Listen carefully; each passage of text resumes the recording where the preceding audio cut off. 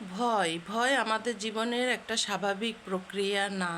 আমাদের সবার ভিতরে ভয় বাস করে, কিন্তু এই ভয়টা কেন আমাদের ভিতরে জন্ম নেয় এটা সবার আগে বুঝতে হবে। দেখেন, ভয়টাকে আপনি যত্ন করে নিজের ভিতরে তৈরি করছেন, সেটা কিভাবে? এটা আপনি করছেন সম্পূর্ণ অসচেতনভাবে, যার কারণে আপনি জানেন না যে ভয়টার জন্ম আপনি নিজে দিচ্ছেন।